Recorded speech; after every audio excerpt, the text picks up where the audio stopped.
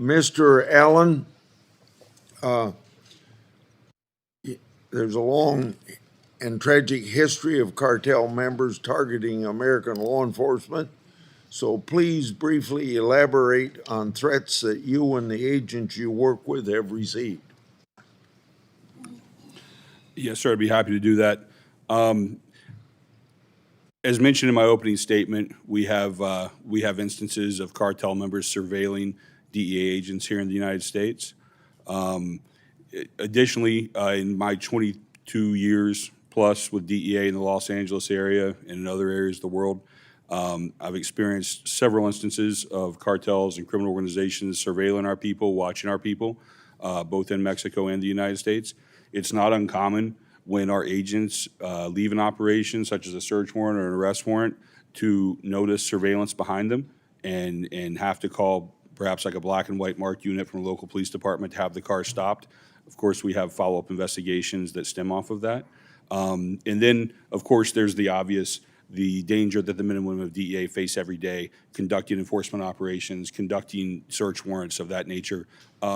I've lost personally several friends on this job, two of them very close friends of mine.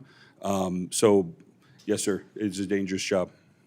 Thank you. And Mr. Perez, Tom Homan disclosed that the Biden administration released 1,272 Iranian nationals into the United States, crossing the border illegally.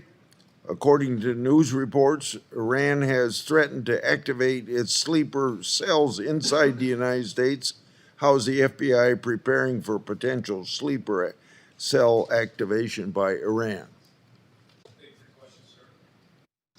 Thank you for your question, sir. Obviously, terrorism is the top priority for the FBI. It has been for many years and continues to do so.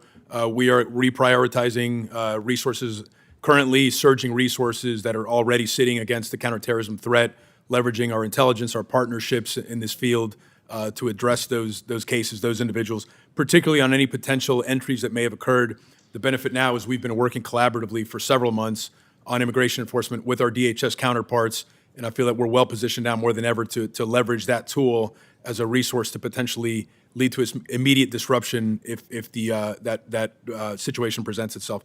Obviously, this is handled more so by our counterterrorism division, but we are well positioned to address that threat currently. Okay, Mr.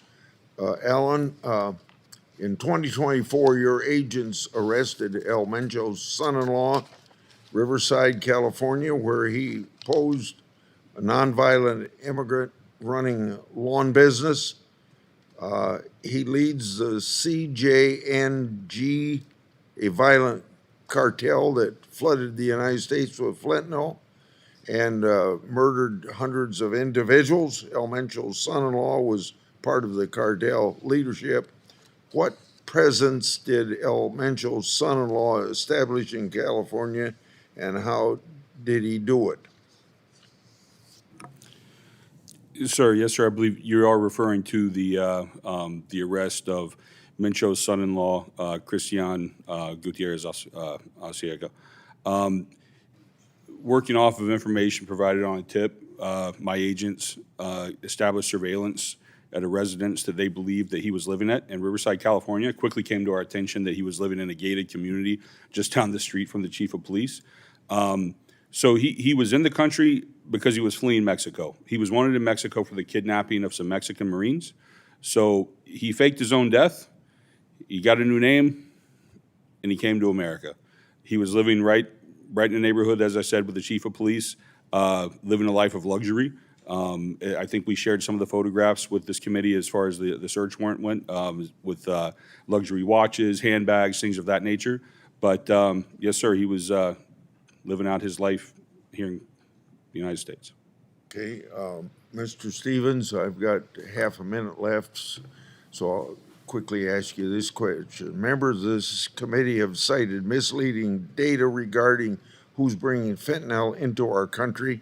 What have you learned about this tunnel that I was supposed to describe for you, the tunnel between Juarez and El Paso, about the tunnel, and how does it caution against relying solely on seizure statistics at port of entry for determining how drugs are smuggled into the country? Thank you for your question, sir. That tunnel is under investigation. We've indicted 2 individuals on that tunnel so far. It was approximately 4 by 6. 2 individuals of my size could walk through that tunnel side by side. So we had significant concerns because it could have individuals transiting through the tunnel, obviously unknown and undetected by law enforcement. We know that there could be contraband brought through the tunnels as well, and we also know that money as well as weapons could be smuggled south through that tunnel. It had a lighted system in it. It also had ventilation, which would allow them to be able to walk through there and see where they're going and also comfortably walk through there without any breathing issues at all. Okay, Senator Durbin.